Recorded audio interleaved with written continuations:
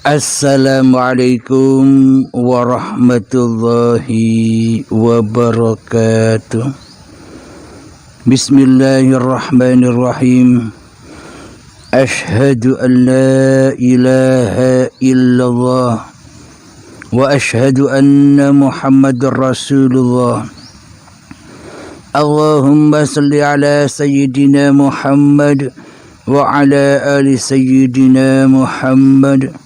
Rabbis rahli sadri wa yassirli amri wahlul 'uqdatam min lisani yafqahu qawli. Amin. Bismillahirrahmanirrahim. Salam hormatku, salam ta'zimku pada seluruh para sahabat-sahabat jamaah uripi Allah, baik yang ada di dalam ataupun yang ada di luar negeri. Semoga kita semua senantiasa di dalam kesehatan, kebahagiaan di sisi Allah. Amin ya rabbal alamin. Alhamdulillahirabbil alamin. Selama ini yang sudah kita aplikasikan, yang sudah kita praktekkan, kita sering mendoakan orang tua, baik yang hidup ataupun yang sudah meninggal. Kita bersedekah lewat sedekah apapun yang mana pahalanya diperuntukkan, dikhususkan kepada orang tua, baik masih hidup ataupun yang sudah meninggal. Seluruh apapun kebaikan-kebaikan yang kita lakukan, kita khususkan kepada orang tua kita, baik yang hidup ataupun yang sudah meninggal. Di sini yang kami kaji bagi orang tua yang sudah meninggal. Bismillahirrahmanirrahim. Pemahaman kita, anggapan kita selama ini bahwa orang tua yang sudah meninggal itu takkan pernah meninggal. Meskipun kelihatannya jasadnya meninggal, dikubur di kuburan, tapi anggapan kita selama ini seolah-olah mereka itu masih hidup seterus-terusnya, hidup terus-menerus. Kalau orang mati, orang yang sudah meninggal kita anggap hidup terus, lah bagaimana kuasa Tuhan, lah bagaimana uripe Allah bisa nyata pada diri setiap manusia bila manusia memaha hidupkan makhluknya sendiri. Wong sudah benar-benar meninggal kok masih dianggap hidup. Apa buktinya?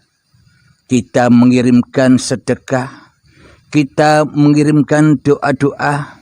Okelah, bagi kita yang masih duduk di tahapan syariat, silahkan lakukan apa yang Anda yakini.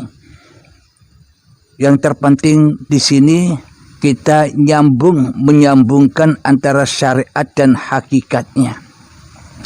Jadi Anda berdiri duduk di syariat pun silahkan. Bagi Anda yang duduk di hakikat pun silahkan. Yang terpenting saling menghormati.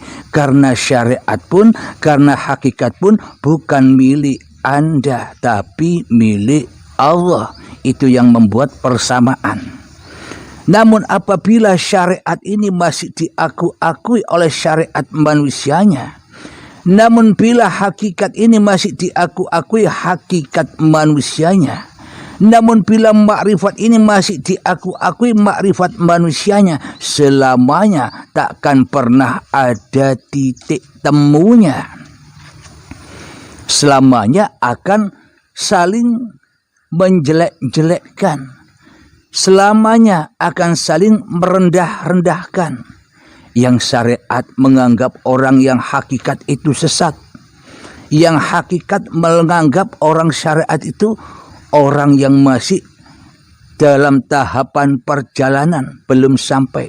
Bila kita demikian, kapan sampainya kepada Allah? Jadi hancur lebur kalah perbedaan-perbedaanmu, karena posisi apapun kamu, diperjalankan apapun kita, itu tetap ahad. Itu semua perannya uripe Allah. Kita duduk di syariat, relalah, ridholah bahwa aku berada di pemahaman syariat ini juga pun karena Allah yang mau, Allah yang rela, Allah yang ridho aku diperjalankan di dalam hukum syariat. Tapi di dalamnya bukan syariat manusianya, tapi syariat uripe Allah. Itu bagi orang yang rela dan orang yang ridho diperjalankan Allah seperti diperjalankannya Kanjeng Nabi Muhammad. Subhanalladzi asra bi abdihi lailan. Maha suci Allah yang memperjalankan hamba-hambanya di waktu malam. Jadi Allah Maha suci memperjalankan hamba-hambanya di waktu malam, maka dari itu hambanya harus malam. Bila hambanya tidak malam, ya tidak bisa diperjalankan. Maknanya malam itu apa? Hamba harus rela, ridho bahwa dirinya ini hanyalah makhluk yang diperankan, yang diperjalankan Tuhannya. Yang ada di dalam hatinya hanyalah Tuhannya. Inilah manusia yang diperjalankan oleh Tuhannya di suatu malam. Bukan jalan-jalan sendiri. Inilah akhirnya syariat yang mengandung hakikat. Meskipun kelihatannya syariat, tapi di hati manusianya tanpa uripe Allah, maka takkan pernah ada syariat itu yang ada di dalam hati tiap-tiap manusia yang mengerjakan syariat. Maka akan ketemu titik temunya antara syariat dan hakikat. Dan orang yang mengaku sudah duduk di hakikat pun juga tak boleh merendahkan orang-orang yang bersyariat. Bila orang-orang yang sudah duduk di makom makrifat atau hakikat masih merendahkan orang lain, berarti kan manusianya masih ada. Apa bedanya dengan orang-orang yang masih bersyariat? Bila manusianya masih menganggap remeh, mengolok-olok atau mengejek orang yang masih duduk di syariat, apa bedanya? Ya sama, saking masih mengaku-akui bahwa hakikat dan makrifat masih hawa nafsunya. Berarti bila masih ada kontradiksi di dalam hakikat dan makrifat, berarti ya belum jauh, masih pengakuan saja. Bila di dalam hati kita tak bisa menjaga ku anfusakum, jagalah dirimu, wa ahlikum naro, maka akan selamatlah seluruh keluargamu atau seluruh manusia dari cemoohanmu, dari ejekanmu. Bila manusianya tidak menjaga dirinya, ya jangan ngaku-ngaku hakikat dan makrifat. Bila manusia masih tahu dirinya, bahwa dirinya manusia, ya itu hanya angan-angan baik. Masih merasa, masih mengaku-akui hakikat makrifat itu milik manusianya. Hakikat makrifat yang benar itu bila manusianya sudah tak tahu diri manusianya, itulah hakikat makrifat, karena yang tahu hanya Tuhan yang telah menciptakannya. Itulah hakikat dan makrifat yang benar. Akhirnya hidupnya selalu enjoy, melihat apapun merasa bahagia, tak ada perbedaan antara si A si B, tak ada perbedaan lagi antara syariat, toreko, hakikat dan makrifat. Kenapa? Karena sudah toreko, syariat, hakikat, makrifatnya sudah ahad bagi manusia yang sudah sampai kepada Tuhannya. Kenapa? Karena yang ada hanya Tuhannya. Manusianya sudah tidak ada lagi di hatinya, sudah tidak berperan lagi sebagai Tuhan di hatinya. Alhamdulillahirabbil alamin. Kembali kepada materi. sedekah untuk orang mati. Jadi orang mati pun selama ini kita anggap orangnya masih hidup. Contoh, ayah kita yang sudah meninggal, seolah-olah kita tidak mau menerima kenyataan bahwa ayah kita ini sudah meninggal. Seolah-olah kita tidak mau melihat kenyataan bahwa ayah kita sudah kembali di sisi Allah. Sudah mati di dalam kehidupan Tuhannya. Ora bisa ngaku-ngaku maneh. Tidak bisa mengaku-ngaku lagi bahwa dirinya adalah seorang manusia. Itu ayah kita yang sudah meninggal. Bila sudah meninggal, kira-kira doa-doa kita bisa sampai?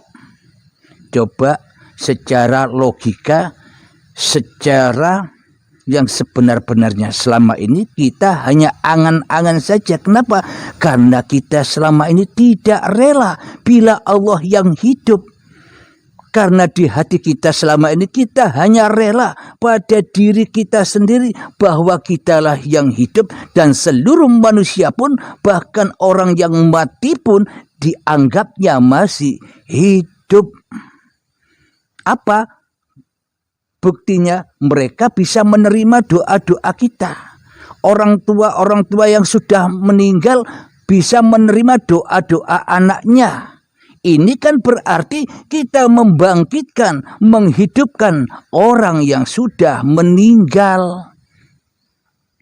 Kenapa? Karena kita pun juga sama. Hakikatnya kita ini mati di sisi Allah. Hakikatnya diri manusia kita ini, selama kita merasa diri kita yang hidup, hakikatnya kita ini hati yang keras melebihi kerasnya batu, bahan bakarnya neraka.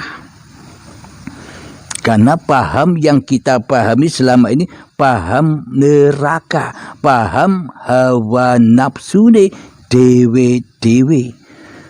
Padahal bila orang itu sudah meninggal, maka putuslah semuanya. Sudah tak bisa menerima doa lagi. Wong sudah meninggal kok bisa menerima doa. Logika ya, logika. Contoh, ketika ayah saya sudah meninggal ketika saya usia 2 tahun yang lalu. Ketika masih kecil 2 tahun, ayah saya meninggal dunia. Contoh, nama ayah saya Suroso. Contoh ketika Bapak Suroso waktu hidupnya, ketika beliau tidur nyenyak. Tidur nyenyaknya Bapak Suroso saya datangi. Tapi dalam keadaan tidur nyenyak Bapak Suroso itu. Bapak Suroso ini tak bawakan uang 1 miliar. Seumpama kira-kira Bapak Suroso itu bergeming, apakah Bapak Suroso itu respon dengan uang 1 miliar itu ketika Bapak Suroso lagi tidur nyenyaknya? Ini kan sama, seolah-olah seumpama aku sebagai anaknya berdoa, Bapak Suroso, ya Allah lindungilah Bapak Suroso. Maknanya orang sedekah kepada orang yang mati itu maknanya sedekah kepada orang yang hatinya masih mati. Hatinya yang masih keras itu yang perlu disedekahi. Dengan apa? Dengan ilmu. Dengan apa? Dengan pemaparan-pemaparan tentang ketuhanan. Selama ini kan kita menganggap sedekah itu hanyalah dunia saja. Seolah-olah manusia butuh dunia, padahal hati manusia butuh pencerahan, jalan menuju Tuhannya. Itulah orang-orang sedekah bagi orang-orang yang mati jiwanya.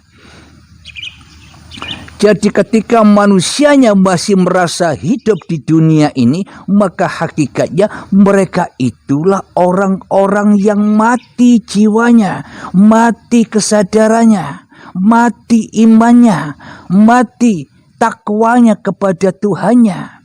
Bila manusia masih merasa dirinya yang hidup lebih hidup daripada hidup Tuhannya, berarti kan mati hatinya. Berarti menganggap Tuhannya tak ada selain dirinya. Berarti menganggap Tuhannya gaib selain wujud dirinya. Berarti menganggap Tuhannya tak ada, yang ada hanya dirinya sendiri di hatinya. Berarti inilah orang yang mati itu. Meskipun kelihatannya hidup di sisi manusianya, tapi di sisi Tuhannya kita yang masih merasa diri kita yang wujud, diri kita yang hidup, diri kita yang berkuasa. Inilah orang-orang yang mati itu, yang dipendam di dalam kuburan jasadnya. Inilah yang perlu didoakan. Inilah yang perlu diberi petunjuk ke jalan yang terang benderang. Nah, ketemukan siapa sebenarnya orang yang mati itu? Orang yang merasa dirinya hidup, apa orang yang sudah mati beneran? Apakah orang yang sudah di kuburan tanah yang di luar itu? Sebenarnya dunia ini terbolak-balik. Jadi hakikatnya mati itu bagi manusia yang merasa dirinya paling hidup daripada hidup Tuhannya. Itulah hakikat orang mati di sisi Allah, bukan di sisi manusia. Kan di sisi manusia, manusianya merasa yang paling hidup, Tuhannya mati, Tuhannya wafat, Tuhannya tak berguna bagi manusianya, karena manusianya telah memproklamirkan dirinya sebagai Tuhan bagi dirinya, sebagai Tuhan yang tanpa Tuhan, karena hanya dirinya yang ada di hatinya. Sedangkan orang-orang yang sudah wafat itu, Allah berfirman, bila ada orang yang meninggal, maka bacalah inna lillahi wa inna ilaihi roji'un. Darikulah datangnya manusia dan kembali kepadakulah manusia itu berpulang. Ini pun manusianya tidak rela dan tidak ridho bahwa orang tuanya sudah pulang di sisi Tuhannya. Manusia pada menganggap orang tuanya di sana disiksa, diazab, dihukum di alam kubur yang luar itu. Kenapa itu semua terjadi? Karena aplikasi sama dengan dirinya selama ini di dalam alam kubur. Badan-badan ini disiksa pula di dalamnya dengan keperluan-keperluan dunia, disiksa dengan urusan-urusan dunia, disiksa dengan persaingan-persaingan mencari dunia. Jadi manusia anggapannya dikira yang di kuburan luar itu sama dengan keadaan kuburannya sendiri yang selama ini tidak pernah diziarahi dengan ilmu ketuhanan. Jadi aplikasi kita selama ini mendoakan orang tua yang sudah meninggal sama seperti kita minta-minta di dalam kuburan ini. Minta apa? Minta suksesnya urusan dunia, minta suksesnya apa yang hati kita maui, minta suksesnya cita-cita dunia. Hati selalu merana, gelisah, tersiksa. Kenapa? Karena yang dicintai di dalam hati kita bukan Tuhan pencipta dunia, tapi dunianya yang kita cintai melebihi cinta kita kepada Tuhan yang telah menciptakan kita selama ini. Maka disiksalah kita. Jadi anggapan kita kepada orang-orang yang sudah meninggal, kepada orang tua yang sudah meninggal, kita aplikasikan, kita kaca benggalakan seperti keadaan kita yang perlu doa, yang perlu sodakoh, Orang yang tidur saja tidak bergeming dikasih uang 1 miliar, apalagi orang yang mati. Bagaimana mungkin orang yang sudah mati menerima doa orang yang hidup? Ya tidak sinkron. Jadi pemberian itu ada bagi orang yang masih mati hatinya kepada Tuhannya. Itulah hakikat sedekah. Selama ini yang kita anggap sedekah itu kan hanya materi saja, materi dunia saja. Kita tidak menganggap bahwa sedekah ini, pemaparan ini pun di atas dari sedekah-sedekah yang ada. Karena dengan sedekah pemaparan ini menunjukkan, menyadarkan banyak orang menuju Tuhannya agar tidak mentuhankan dirinya lagi di hatinya.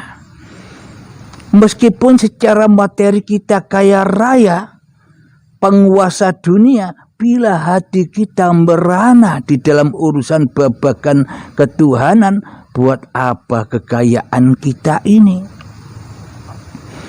Alhamdulillahirabbil alamin.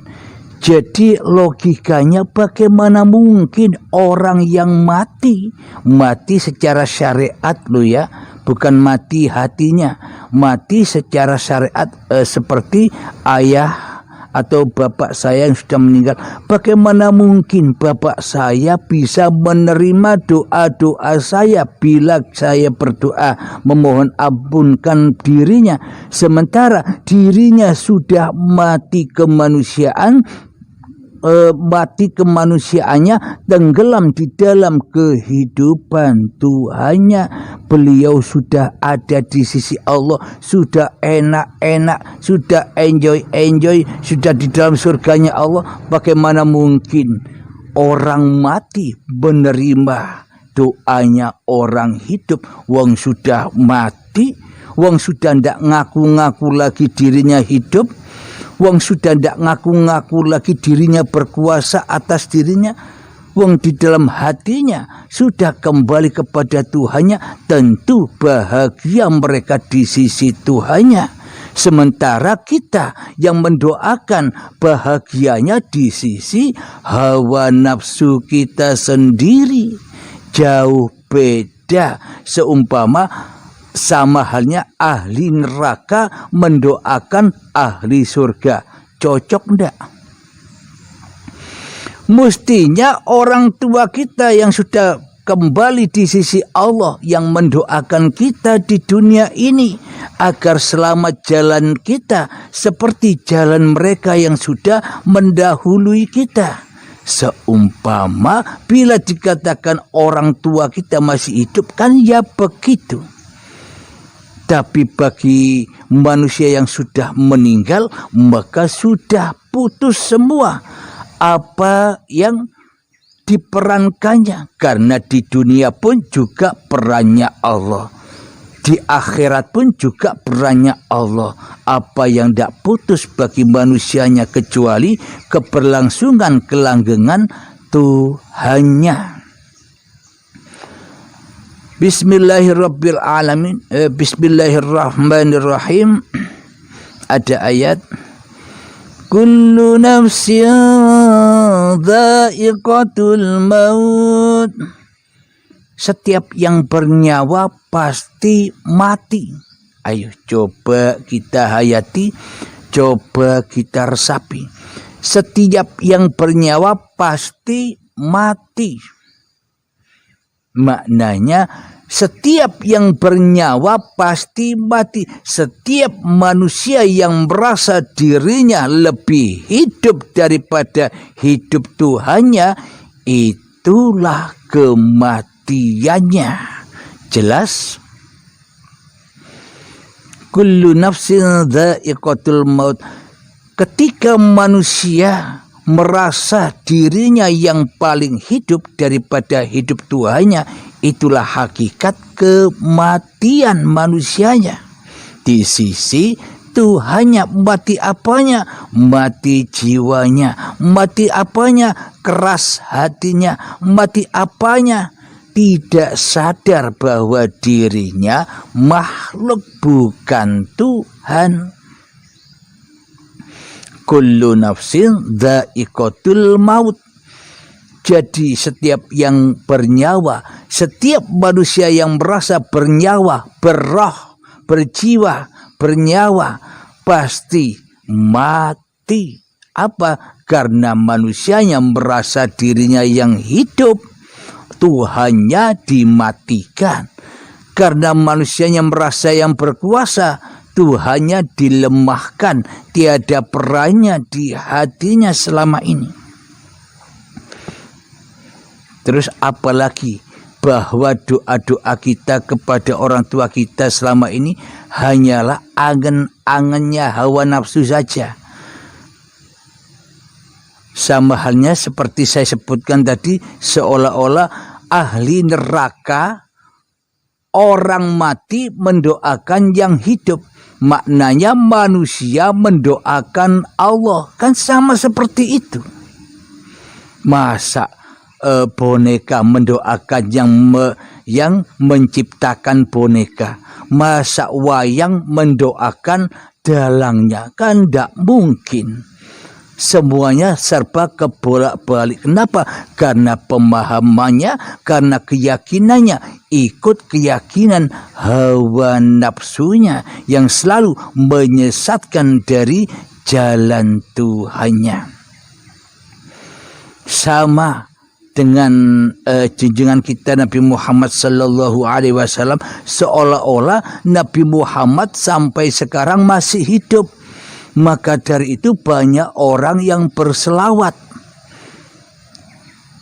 Inna Allaha wa malaikatahu yusalluna 'alan nabi ya ayyuhalladzina amanu sallu 'alaihi wa sallimu taslima. Jadi seolah-olah Kanjeng Nabi itu masih hidup. Wong sudah meninggal, wong sudah wafat kok dianggap masih hidup. Maka dari itulah manusia selamanya tidak akan rela, tidak akan ridho bertuhankan kepada Tuhan yang menciptakannya.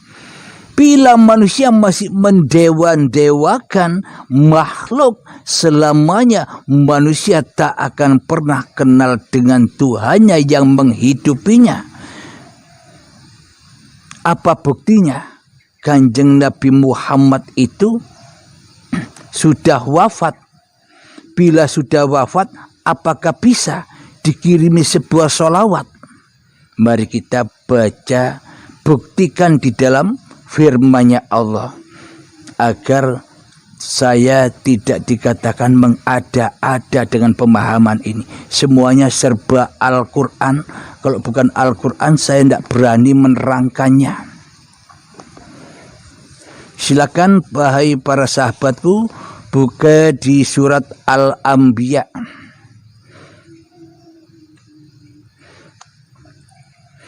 Di surat Al-Anbiya ayat yang ke-34. Silakan dibuka para sahabat. Jadi temanya bersedekah kepada orang yang mati. Silakan dibuka Al-Anbiya ayat 34 agar kita bisa menyaksikan semua.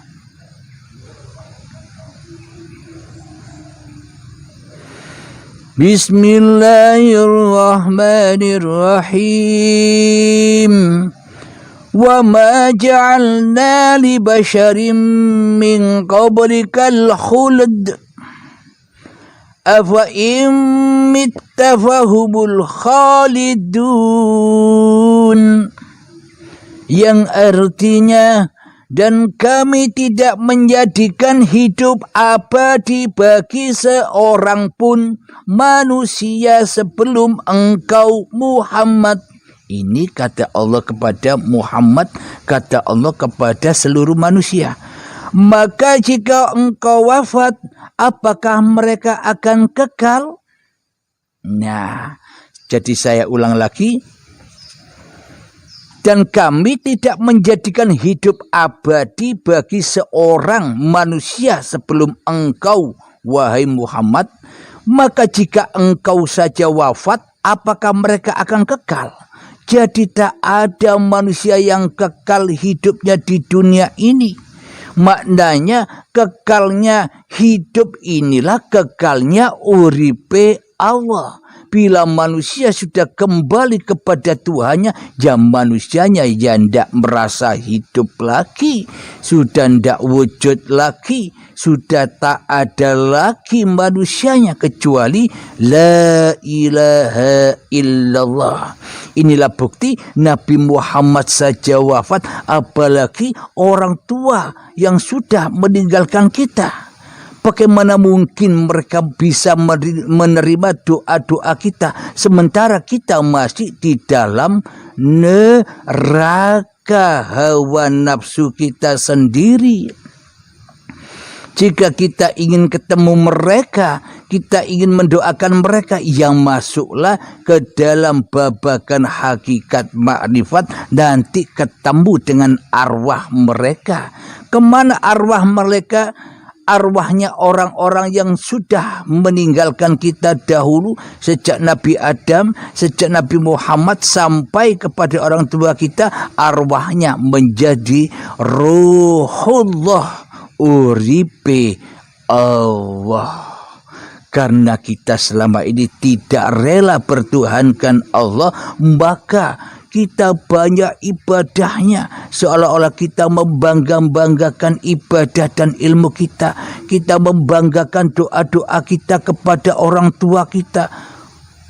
Kita membanggakan kita duduk di neraka, bangga. Kata orang tuanya yang sudah di sisi Allah,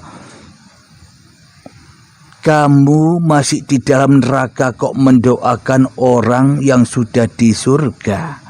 Apa orang yang sudah di surga itu? Orang yang sudah tidak ngaku-ngaku lagi dirinya hidup. Siapa?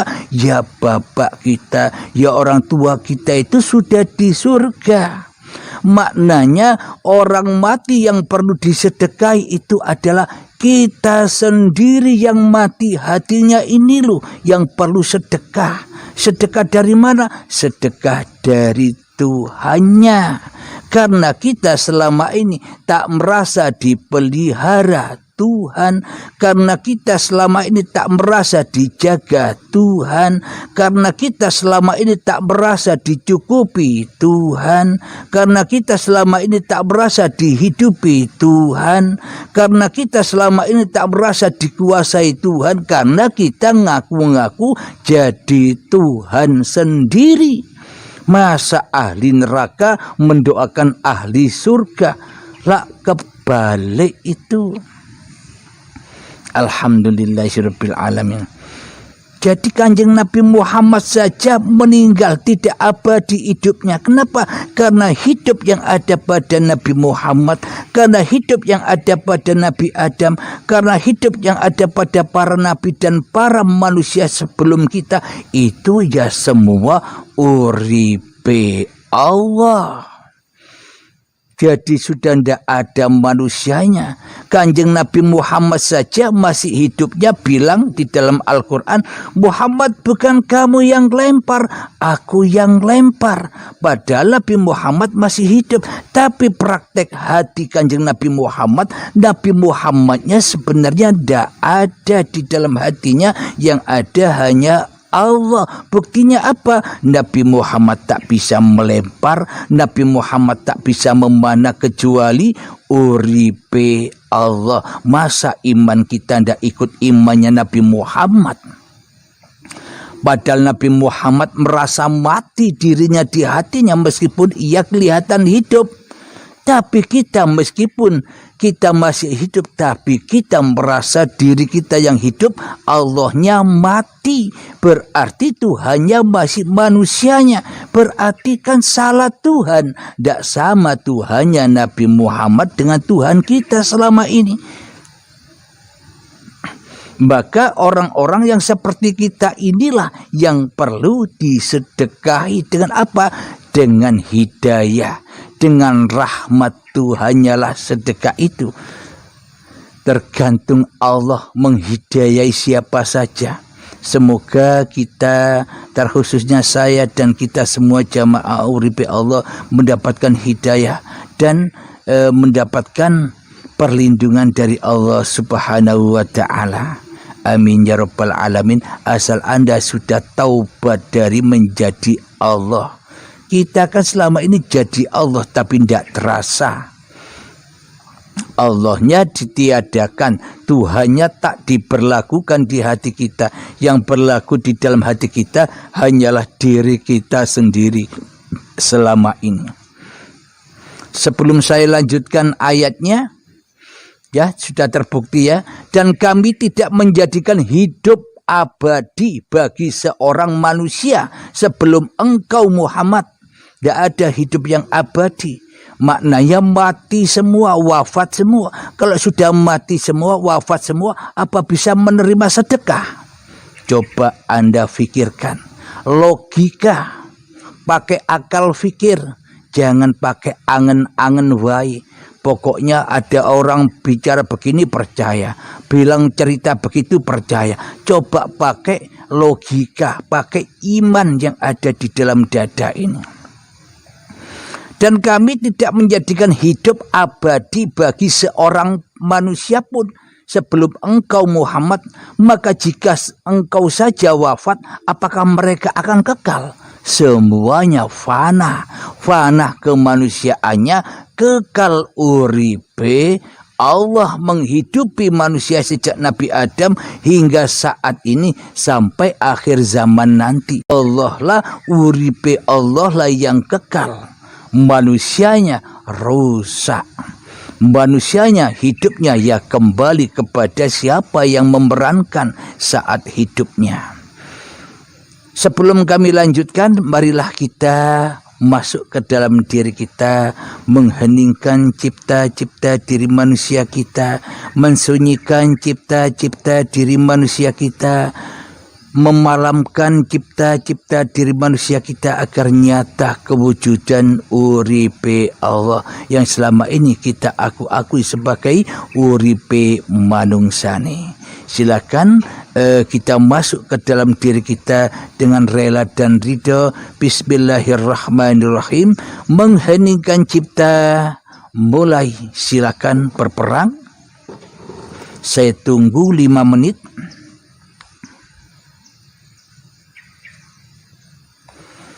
Jangan hiraukan saya, perang saja. Ku anfusakum, jagalah dirimu, selamatkanlah dirimu dari api-api neraka.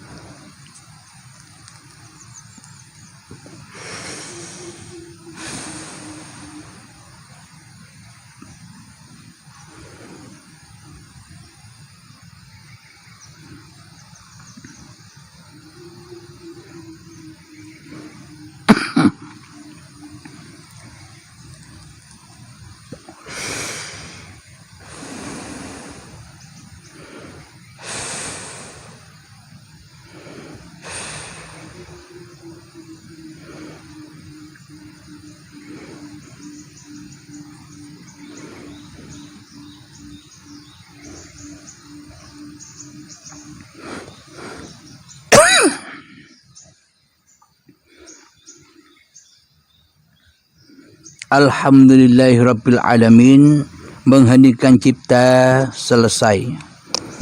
Jadi bila ada peristiwa-peristiwa di dalam mengheningkan cipta, bisa diceritakan di admin 082245647438. insyaallah kami balas. Alhamdulillahirabbil alamin. Mari kita teruskan ayatnya. Ayat di surat Al-Anbiya, cerita para nabi-nabi, ayat yang ke-35. Bismillahirrahmanirrahim. Kullu nafsin dha'iqatul maut wa nabluukum bisyarri wal khairi fitnah wa ilaina turja'un. Yang artinya setiap yang bernyawa akan merasakan mati. Kami akan menguji kamu dengan keburukan dan kebaikan sebagai cobaan, dan kamu akan dikembalikan hanya kepada kami. Inilah bukti yang nyata. Kalau orang sudah meninggal kan sudah kembali kepada Tuhan. Mana mungkin kita bisa mengirimkan sedekah-sedekah kepada orang yang sudah meninggal, kepada orang-orang yang sudah wafat. Bila kita tak bertemu Tuhan dulu, mana mungkin kita bisa menyedekahkan apa yang kita sedekahkan. Bila tak bertemu Tuhan dulu, bagaimana mungkin kita ketemu dengan arwah-arwahnya ayah ibu kita yang sudah meninggal. Ayah saya yang sudah meninggal, bagaimana aku bisa menemui arwahnya Bapak Suroso yang sudah kembali kepada sisi Allah, sementara aku tidak menemui siapa yang memegang arwahnya, siapa yang memperjalankannya dulu waktu hidupnya. Logikanya kan kita wajib ketemu dengan Tuhan yang menghidupinya daripada bertemu Bapak Surosonya. Tidak mungkin kita ujak-ujuk langsung ketemu Bapak Surosonya memberikan sedekah, doa ataupun apa saja tanpa kita ketemu Allah yang menciptakannya. Logikanya begini. Anda menginginkan sesuatu contoh, Anda ingin membeli beras.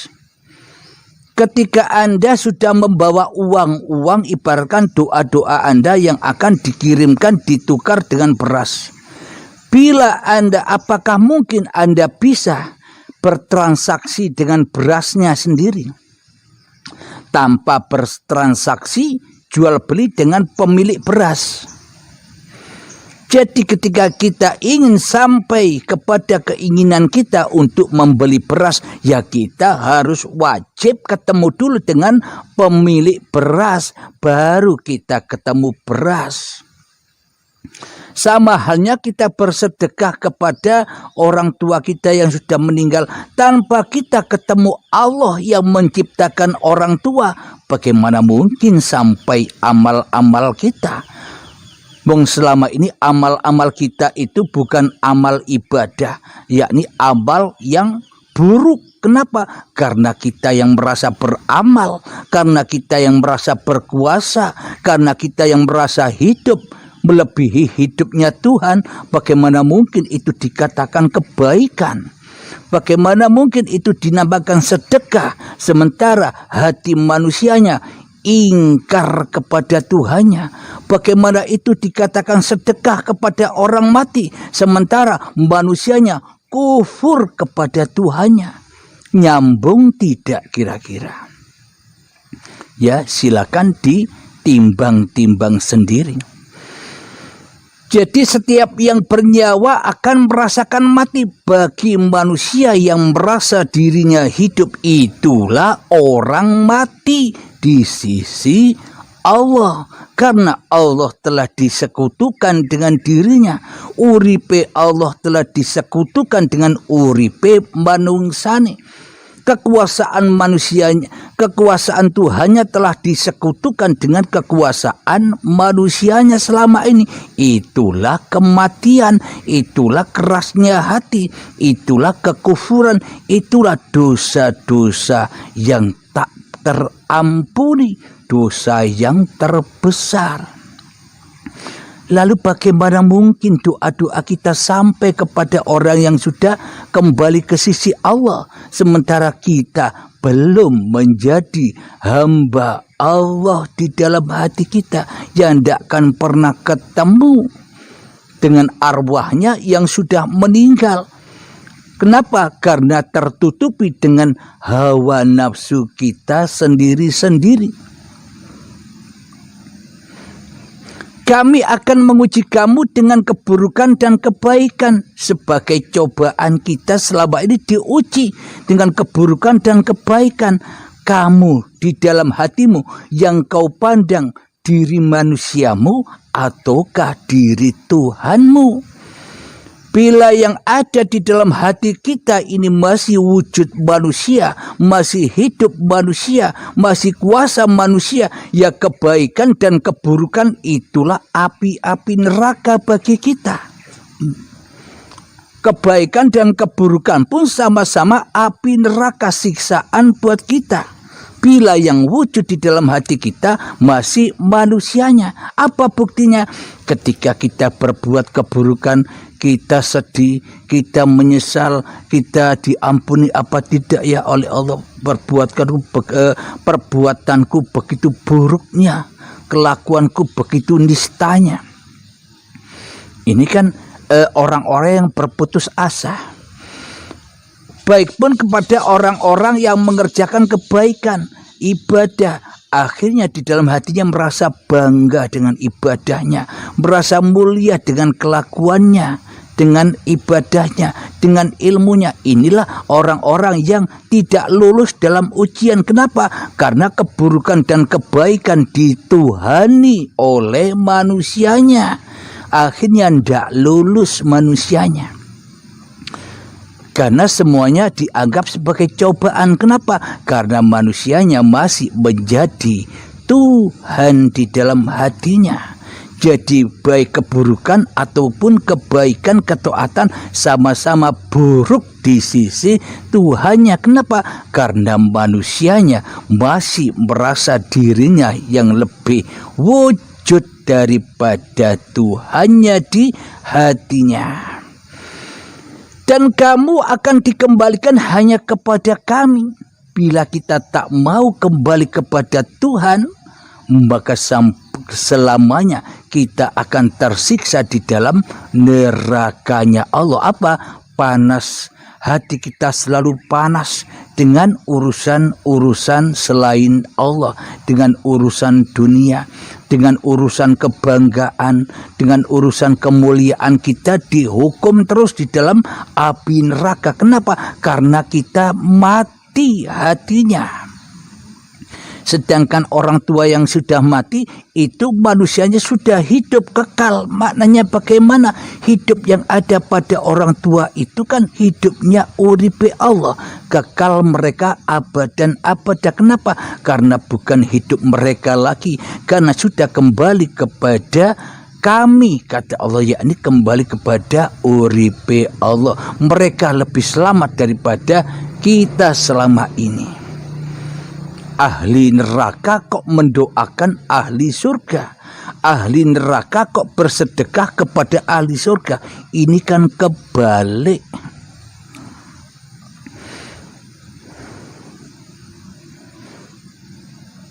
Jadi kepahaman ini kita lanjutkan di ayat yang ke-36.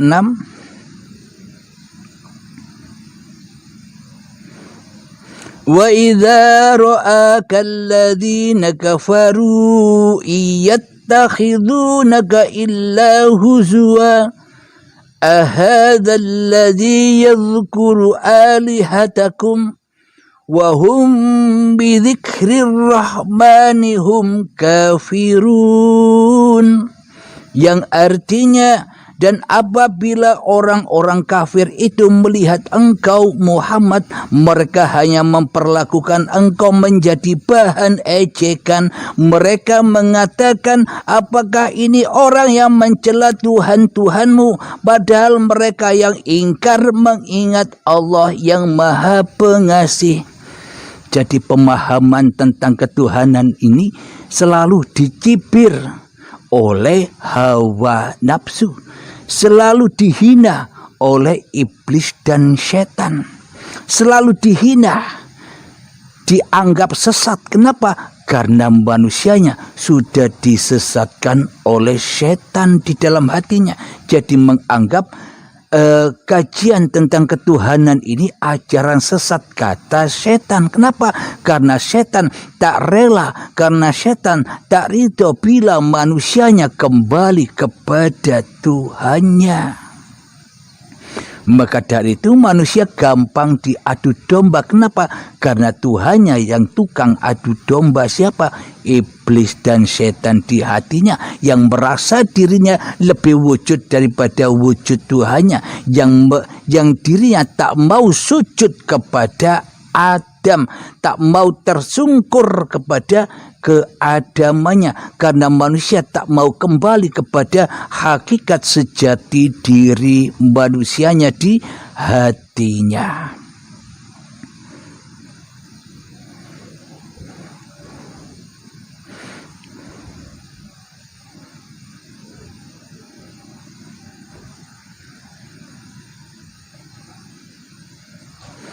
Saya loncati ayatnya yang ke-40 surat Al-Anbiya.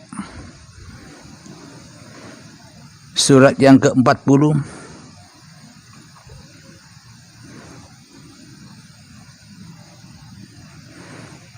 Bismillahirrahmanirrahim. Bal ta'tihim baghtatan fatabhatuhum fala yastati'un raddaha wala hum yunzarun.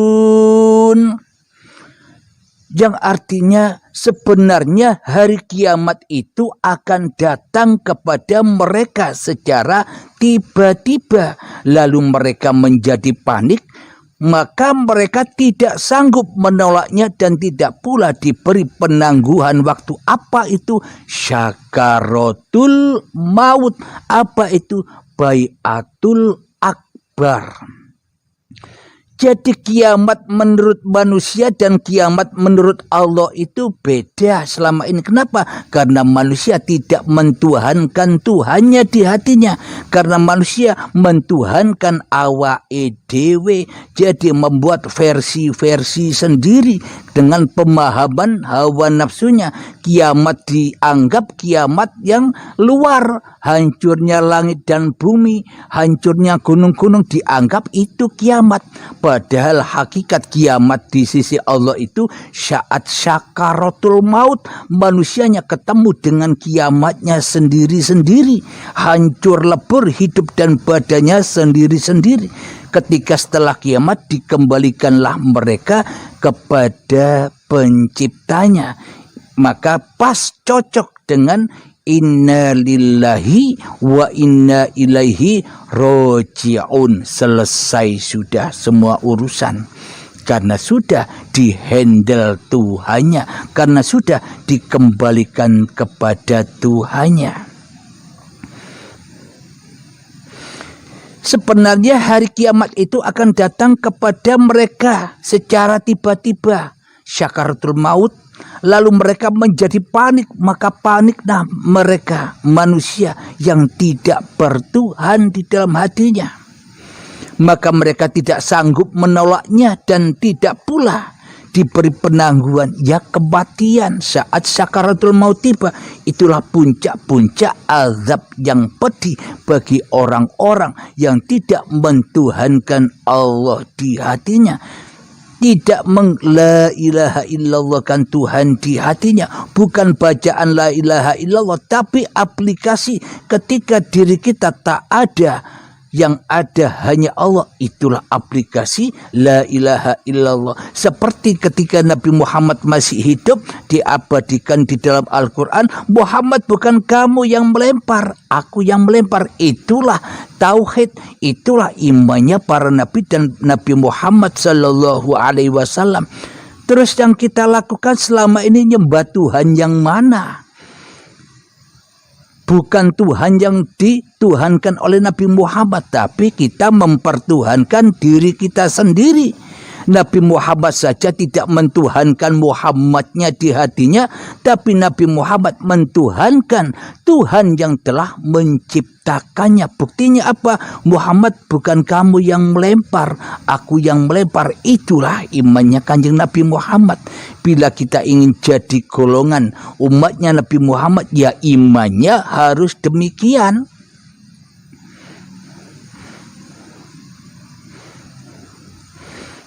Lanjutkan ayat yang ke-41 dalam surat Al-Anbiya. وَلَقَدِ اسْتُهْزِئَ بِرُسُلٍ مِّن قَبْلِكَ فَحَاقَ بِالَّذِينَ سَخِرُوا مِنْهُمْ مَا كَانُوا بِهِ يَسْتَهْزِئُونَ. Dan sungguh Rasul-Rasul sebelum engkau Muhammad pun diperolok-olokkan, maka turunlah siksa kepada orang-orang yang mencemoohkan apa? Rasul-Rasul yang selalu mereka perolok-olokkan. Jadi orang-orang yang membawa babakan atau paparan ilmu tentang ketuhanan selalu diperolok-olok oleh orang kafir. Siapa orang kafir itu? Orang yang masih wujud dirinya di hatinya. Siapa orang kafir itu? Orang yang masih jadi Tuhan dirinya di hatinya daripada bertuhankan Tuhan yang telah menciptakannya. Alhamdulillahirrabbilalamin. Sungguh nyata Al-Quran ini, dan inilah bukti bahwa Al-Quran itu nyata sejak dulu, sekarang dan akan datang masih tetap nyata keberadaannya. Tidak dongeng cerita orang-orang dulu saja. Maknanya Al-Quran itu cerita tiap-tiap diri manusianya. Bila manusia sudah memahami, maka manusianya sudah sampai di makom Al-Quranul Qadim, yakni uripe Allah. Alhamdulillahirrabbilalamin. Semoga saya khususnya dan semoga kita semua para jamaah uripe Allah yang selalu setia menyimak paparan uripe Allah, semoga kita senantiasa di dalam golongan para nabi dan golongan para rasul. Apanya? Imannya, bukan raganya. Raganya ya rusak. Yang kalau imannya tidak rusak abadan abada. Maknanya hidupnya tergolong dengan hidup yang ada pada para nabi dan rasul, yang mana hidup yang dihidupi oleh uripe Allah. Sebelum kita akhiri pemaparan di hari Jumat yang indah ini, di edisi spesial ini, marilah kita gemahkan salawat dhalimin daf'ul bala. Allahumma salli ala sayyidina Muhammad wa asghili zalimin bi zalimin. Allahumma salli ala sayyidina Muhammad wa ashghili zalimin bi zalimin wa ahrijna min bainihim sarimin wa ala alihi wa sahbihi ajma'in. Bismillahirrahmanirrahim. Alhamdulillahirabbil alamin. Allahumma ya qadiyal hajat, Allahumma ya mujibad da'awat, Allahumma ya rafi'ad darajat, Allahumma ya muhillal muskilat, Allahumma ya syafiyal amrat, Allahumma ya kafiyal muhimmat, Allahumma ya dafi'al baliyat. Allahumma khtim lana bil iman, Allahumma khtim lana bil islam, bijahi sayyidil mursalin. Rabbana atina fid dunya hasanah wa fil akhirati hasanah wa qina adzaban nar. Wa sallallahu ala sayyidina Muhammad wa ala alihi wa sahbihi wasallam, walhamdulillahi rabbil alamin. Akhir kalam, assalamualaikum warahmatullahi wabarakatuh.